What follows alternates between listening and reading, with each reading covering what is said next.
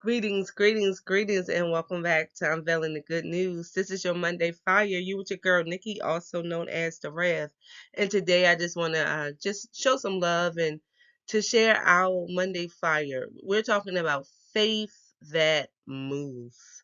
Ooh, that's so good. And we're sticking in James. James has been certainly our friend. And so when you have your opportunity, please finish reading James 2. Today's message is going to pick up from verse 14 and we're going to go all the way through 26. And the word of God reads in this way. What good is it, dear brothers and sisters, if you say you have faith but don't show it by your actions? Can that kind of faith save anyone? Suppose you see a brother or sister who has no food or clothing and you say goodbye and have a good day. They stay warm and eat well, but then you don't give that person any food or clothing. What good does that do? So see, faith by itself isn't enough. Unless it produces good deeds, it is dead and useless. Now someone may argue, some people have faith, others have good deeds. But I say, how can you show me your faith if you don't have good deeds? I will show you my faith by my good deeds. Verse 19, you say you have faith, for you believe that there is one God. Good for you. Even the demons believe this and they tremble in terror. How foolish. Can't you see that faith without good deeds is useless? Don't you remember that our ancestor Abraham was shown to be right with God by his actions when he offered his son Isaac on the altar?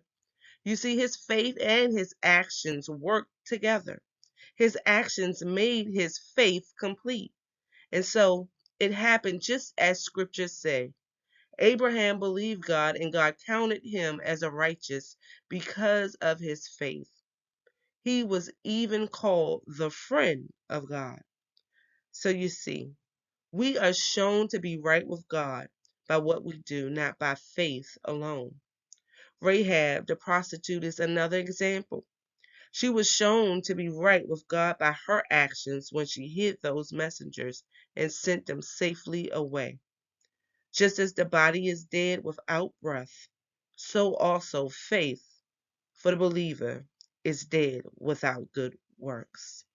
The word of God for the people of God. And we already know that God's wonderful word is blessed. So let us jump.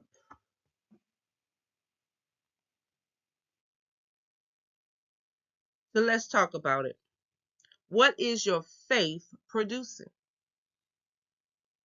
Not what are you saying? Not what do you believe in theory? Huh. Not what you do or what you post, and not what you quote. But what is your faith actually producing? Because James says in our text this morning, faith without works is dead. That's powerful, right? That means real faith is not just a confession. Real faith moves. And this is our first point this morning. Faith that only talks but never moves is incomplete. You can't have faith that just talks. It has to be active.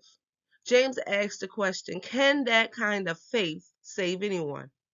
In other words, James says, if your faith is always spoken but never seen, never lived, never applied, never demonstrated, what kind of faith do you really have? What kind of faith is that? Because it's possible, right? To say all the right things, know all the right scriptures, sound spiritual, use faith language, and still have a faith that is not producing evidence. Here's your truth today. A faith that only talks but never moves is incomplete. So if your faith isn't moving, I declare and decree that your faith is not in action. Real faith responds when it sees a need. That's our second point. James gives this example. If someone is hungry or needs clothes and you say, bye, Felicia, goodbye, have a good day, stay warm, eat well, but do nothing, what good does that do? That's powerful, right? Because James is telling us that real faith doesn't just offer words, but real faith, it responds. Real faith understands when God is telling you to move. Real faith says, I'll pray with you. Real faith says, I will help you if I can. Real faith says, I believe God and trust God that He's going to make a way out of no way for you. Real faith says, I'll move in my obedience. Real faith says, I'll trust God and I'll be the part of the answer if God is using me. Here's the second truth.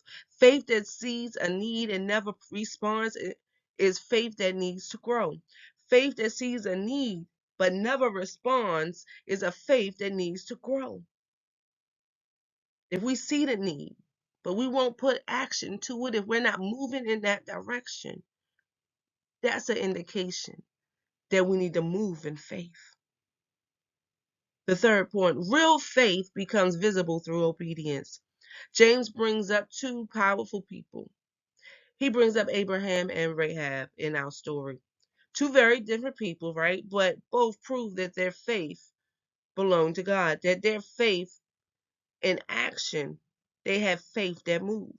Abraham obeyed God. He trusted God. Rahab acted. Their faith became visible through their obedience. That means your faith should leave a footprint. Your faith should produce movement. Your faith should show up in action. Your faith should make decisions. Your faith should obey even when it's costly. Last fire truth. If it's real faith, right, it will show up in real life. So this Monday, just ask yourself, what is my faith producing? Is my faith only language? Is my faith only emotional? Is my faith private? Or is my faith moving me to a lifestyle of obedience, to serve, to respond, to trust God, to act when God speaks? Because God is not looking for dead faith. He's not looking for mediocre faith. He's not looking for decorative faith. He's not even looking for performance faith. He's not looking for passive faith. He's looking for faith that moves. The Bible tells us without faith, it's impossible to please God. So if we are believers, we have to please God. And so if we're not moving in faith, it's impossible to please Him. So here's our declaration today. Lord, make my faith visible. Lord, move me beyond words. Lord, let my obedience prove what I believe.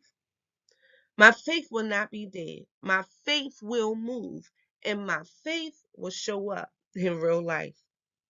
That's your Monday fire. We talked about faith that moves. Saying it is not enough. You need faith that takes an action. And you need real faith that actually shows up. So if this Monday fire blessed you, if it encouraged you or even challenged you this week, go ahead and share it with somebody who needs this word, who needs to move in their faith. And if you're watching on YouTube, don't forget to like, subscribe, and drop a fire in the comment. Go ahead. I encourage you to even drop something in the chat that tells us how you're moving in your faith. And I want to remind you that my faith will move this week. And I pray the same for you. If it's real faith, we both understand that it will show up in real life because God is a God who moves mountains for you and I. I hope this Monday fire fired you up, and I hope it's a jump start to ignite and kick off your week. You with your girl, Nikki, also known as The Rev, and I'll see you next week if it's God's will. God bless.